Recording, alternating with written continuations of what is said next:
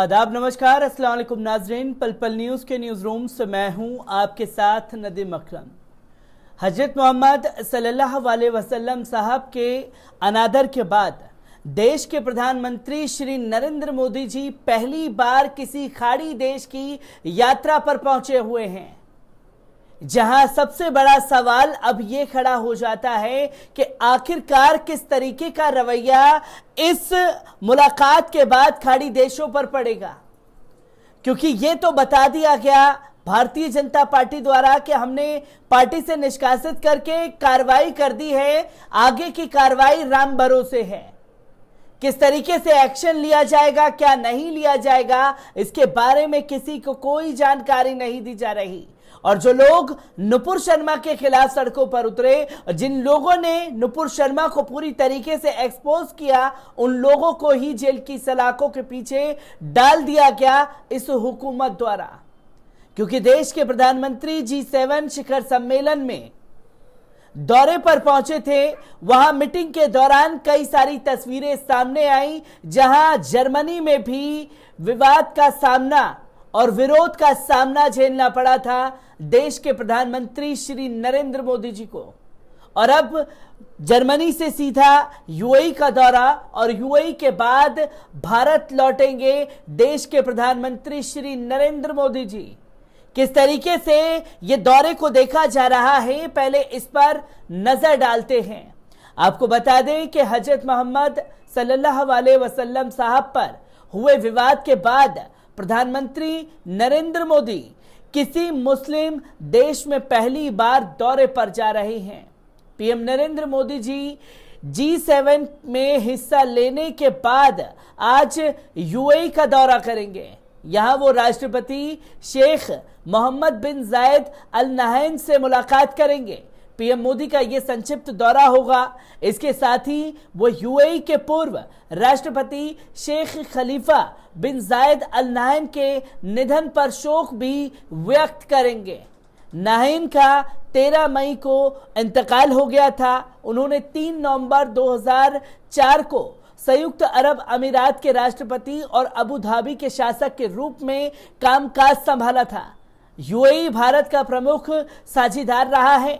ऐसे में इस दौरे के बाद साफ है कि दोनों देशों के बीच रिश्ते और मजबूत होंगे। हजरत मोहम्मद सल्लल्लाहु अलैहि वसल्लम साहब को लेकर के किए गए विवादित पर टिप्पणी के बाद पीएम मोदी का ये पहला दौरा हो रहा है, जहां वो खाड़ी देश में यूएई पहुंचे हैं। और क्यों आखिरकार यूएई इतना खास है देश के प्रधानमंत्री श्री नरेंद्र मोदी जी को, और अंध भक्तों के मुंह पर भी यह करारा तमाचा जैसा है यूएई पर देश के प्रधानमंत्री का जाना। जो अंधभक्त ये कहते हुए नहीं थक रहे थे कि क्या भारत का बायकॉट करेंगे, हम ही लोग इनका बायकॉट करना शुरू कर देंगे। तो आज उन तमाम अंधभक्तों को आईना दिखाते हुए देश के प्रधानमंत्री यूएई पहुंच चुके हैं। और यूएई से कितने करोड़ रुपए का टर्नओवर है, यही दर्शाता है कि 60% देश की 60% जो अर्थव्यवस्था है वो खाड़ी देशों ने संभाल रखी है। और जिस तरीके का विवाद देश में जन्म हुआ और दुनिया भर में बवाल मचा, उसका खामियाजा कहीं न कहीं केंद्र की मोदी सरकार को झेलना पड़ा है। जहां कतर ने भी विरोध किया, सऊदी अरब ने भी विरोध किया, यूएई ने विरोध किया, तमाम खाड़ी देश जो मुस्लिम देश हैं वो खुल करके प्रधानमंत्री नरेंद्र मोदी जी के सामने आ गए और एक सवाल किया कि आखिरकार अब तक कोई कार्रवाई क्यों नहीं हुई है और क्यों ये दौरा खास है देश के प्रधानमंत्री के लिए। इस रिपोर्ट पर भी नजर डालते हैं। आपको बता दें, वैसे तो भारत के लिए यूएई समेत 7 खाड़ी देश काफी महत्वपूर्ण हैं। इन देशों में Iraq, Kuwait, Bahrain, Qatar, UAE, Oman, Saudi Arabia आदि शामिल हैं। इन खाड़ी देशों में यूएई का एक अहम स्थान है। यूएई के साथ भारत के क्रूड ऑयल से लेकर भारत में आने वाले विदेशी धन और एक्सपोर्ट के मामले में काफी अहम रिश्ते हैं। भारत के लिए यूएई इसलिए भी खास है क्योंकि कहा जाता है कि यूएई में हर तीसरा व्यक्ति भारतीय है और इस वजह से यूएई के साथ संबंध रखना भारत के लिए जरूरी है। आपको बता दें, जो पहला कारण है तेल के मामले में कितना जरूरी है भारत के लिए यूएई, इसे समझने की जरूरत है। अगर तेल के हिसाब से देखें तो देश का 60% क्रूड ऑयल खाड़ी देशों से आता है।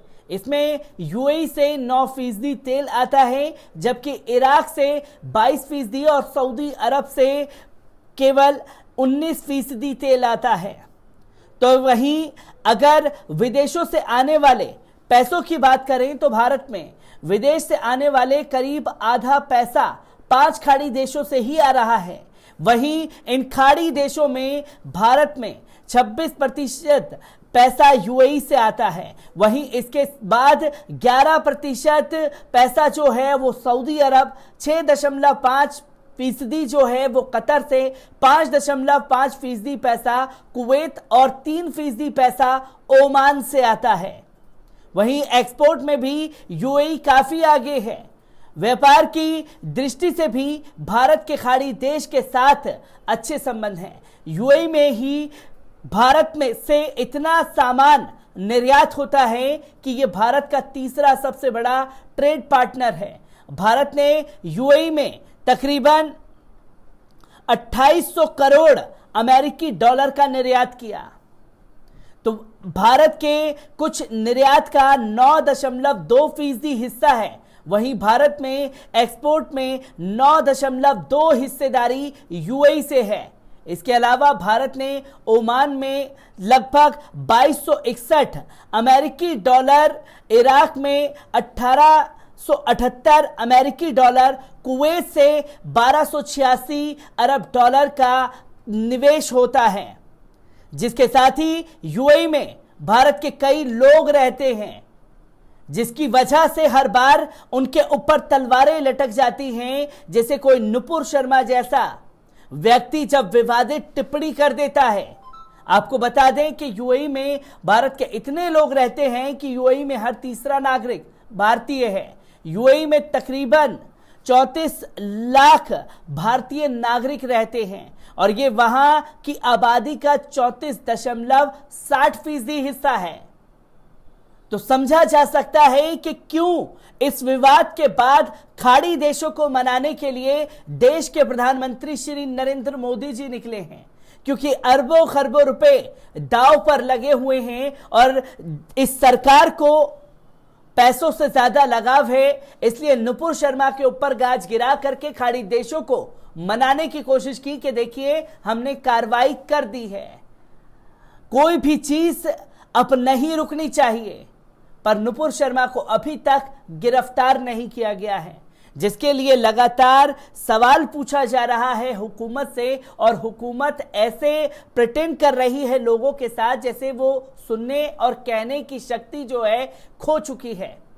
पर लगातार सवाल हो रहे हैं और इन्हीं सवालों के बीच में देश के प्रधानमंत्री का यूएई दौरा किस तरीके से खास रहने वाला है, ये भी सवाल खड़ा हो जाता है। मैं हर एक सवाल को आप लोगों के साथ साझा करता रहूंगा। दीजिए इजाजत, शुक्रिया।